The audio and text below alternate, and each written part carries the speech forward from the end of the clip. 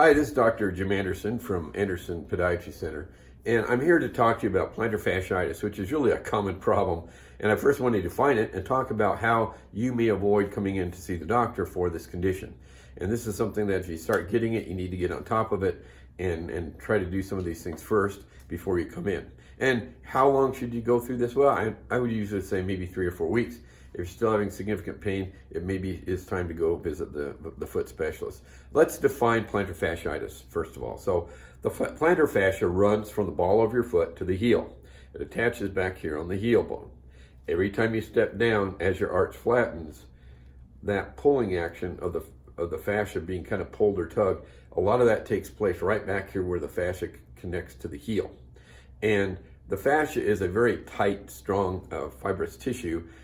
In fact, in children, it's very flexible in teenagers. And so as you get older, it tends to lose a lot of that elasticity. And that's why we see it more prevalent in people that are getting into their 30s rather than people that are, younger, maybe teenagers or in their 20s.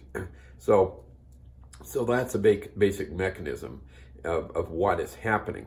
So when you start getting this, folks are going to start feeling pain in the morning typically. That doesn't have to be that way, but usually first thing in the morning, when you get out of bed and step down, you're going to feel pain on the bottom of the heel.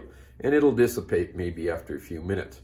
But that's the first warning sign. So what should you do to get on top of this? Well, the things that you can control would be, I would wear shoes. I would wear pretty good supportive shoes most of the day. Do not walk around the house barefoot. Anything that you can do to institute more support in your shoe, with a shoe, or in the shoe would be helpful.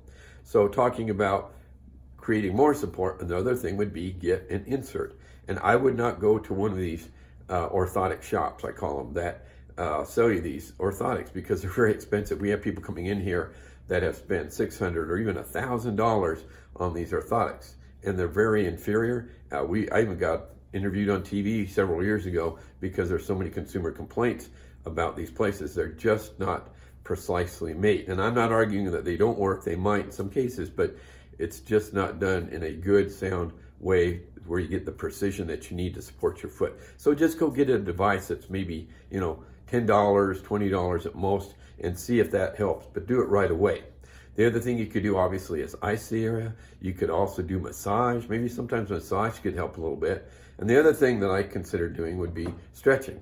So how would you stretch? Well, anything that you can do to kind of pull the front of the foot up would help. You can just stretch within the foot itself, kind of pulling on the fascia.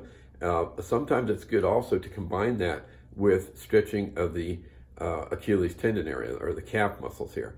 How you do that, I usually suggest keeping your knee straight, keep it extended, not flexed, and then do stretching exercises. I'm not going to demonstrate them in this video, but they're pretty simple, and you can look these up on the internet, but you could do that either in a standing position or a non-weight bearing position, so that you do this maybe first thing in the morning before you get out of bed and go through your day. So those are a few things that you can try in the very beginning and get on top of it to help prevent this. And don't get in the pattern of doing this on and on and off. I've had people come in here that are doing this for I'm not kidding, 6 months or a year, and they backed off on running, all kinds of things. So you really, there's only a point where you have to make this decision well, I've been doing it for a while now and I'm just not getting better. And it's better to get in a little bit earlier than later. Like a lot of things, the things that we have to do on our end then may not be as significant. So I want to thank you for taking the time to watch this. And if you have any comments, and we'd like to get feedback on the content that we're providing you, and I would like to ask you if you're watching this video, please at the end click subscribe, because we would like to see you as part of our group. Thank you.